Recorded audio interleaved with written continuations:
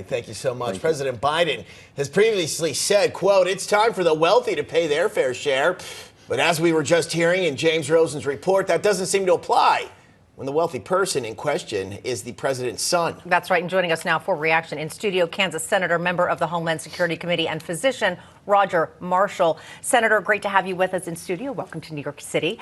You did tweet this today, or I should say X this today. Where there's smoke, there's fire. I've always said follow the money, see where it leads, and here we are. They are known as the Biden crime family for a reason. So your take on these latest charges, as well to their connection to possible criminal activity by the president himself when he was vice president. Right. So over 150 SARS reports, suspicious activity reports, money laundering reports. So follow the money from China to Ukraine, and then follow it to Hunter Biden's shell companies, and then the smoking gun, a monthly payment from Hunter Biden to the big guy, Joe Biden. So Congressman Comer released that report earlier this week. I think that's the smoking gun. And nothing else. Boy, the president sure is lying to America. He's the person that's lying over and over. All these emails, photos, everything showing him in cahoots with this Biden cartel. Let's talk about more on Hunter's, the latest charges here. 9 new tax evasion charges. You could face 17 years maximum in prison for this. This is a serious problem here, Senator, and I feel like these kind of charges, these tax charges, they tend to stick. I think Hunter's in a pickle now. You know, absolutely. And again, if his name wasn't Biden, I think he would have been put in jail years ago, and they would have never let the statute of limitations run out as well. So it's time to put the pedal to the metal, but we got to be careful. We don't want to kick Joe Biden off the ticket quite yet. We want him to be on that ticket running against President Trump. And that's because? Well, because President Trump's going to stomp him. There you go. had to let you go there. Thank you. Also, want to get to this on a personal note. Actually, one of our Newsmax family members, one of our Newsmax hosts, was attacked yesterday afternoon. And of course, we're going to be reporting on that later in the show. She's going to tell us about it. But I only bring this up because I understand that you were attacked in New York as well. Tell us a little bit about what happened. I hate to say this, but you're not in Kansas anymore. No, ma'am. No, I guess I was walking white conservative, right? So I was walking by another media place here in town, and somebody assumed that I worked for that particular media source.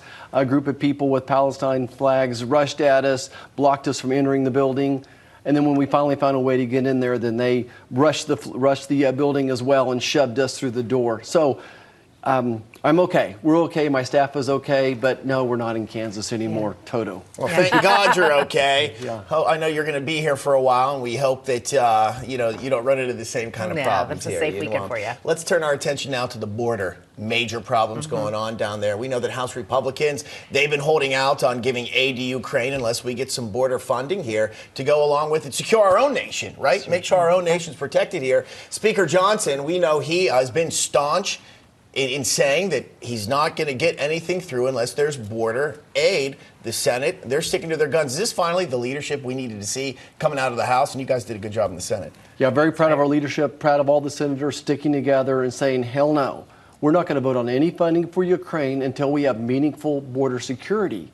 This is a once-in-a-generation opportunity to secure the border. We have the leverage now to force the Democrats to do this. Again, Joe Biden wants funding for Ukraine. We're saying let's not even talk about Ukraine until we meaningfully secure the border. So this is an opportunity.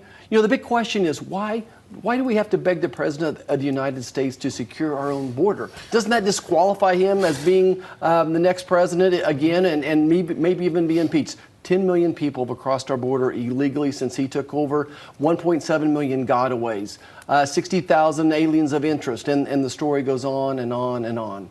Yeah, and it's interesting. Joe Biden, for the first time, President Biden said earlier this week, yes, we do have a problem at the border. Our border is open. It's like, wait a minute. You've been saying there's not a problem. So maybe he's realizing that this is going to be tough for him come the next election. But I do want to get to this. Senator, you're also a medical doctor as well. And we know that between January and October of this year, there have been 692 accidental drug overdose deaths in San Francisco alone. And the city is on pace to record some 800 overdose deaths for the year, and it gets worse. A new troubling trend is concerning experts. Many of those victims consume both fentanyl and methamphetamine, with 100,000 Americans dying annually of drug overdoses, and this has really become its own epidemic here, but how can this be stopped, and how closely tied to the border is it? Well, look, we know at least 90% of the fentanyl comes across our southern border. So we need a president who's going to stand up to China and say, stop it. Stop making the precursors. And then we need a president that's going to stand up to the Mexican governor and say, stop it. And then enrich our Border Patrol officers, whatever else we need to do. We need to build a wall so we can funnel all these people into the right places to come through. 1.7 million gotaways under Joe Biden. And of course, that's where the criminals are, the people that are human trafficking, drug trafficking. It's all tied to this open border, Joe Biden's lawless society that he's overruling. We know the fentanyl compounds, they come out of China, they go into Mexico, that's a fact. Why don't we hear the president talking more about that? That's the big puzzle, that, like for me, that he doesn't talk about the border and he won't acknowledge that this is coming in from China. It doesn't seem stern enough to me. So what do they say in the Senate about that? It's just, oh my gosh. So we had President Xi in China, in San Francisco recently. Why wasn't that the topic? We're losing 300 Americans every day. So Joe Biden's willing to take this loss of 300 young adults, young Americans every day in exchange for 10,000 people crossing the border. Evidently, he wants this problem. Joe Biden could solve this problem by simply changing his own policy. He would turn around at least 75% of the people that are crossing the border every day just by changing his policy. Admission of guilt if he changed as that, charged. right? Well, he kind of did, yeah, exactly. Guilty We'll as see what charged. he does now. Senator Roger Marshall, really appreciate your being in studio with us. Hope the rest of your trip in New York is wonderful. Get out there and enjoy the city lights in Merry the best Christmas. time of the year. Yeah, Merry Merry Christmas, Christmas, Senator. everybody. Absolutely. Appreciate Thank you. it.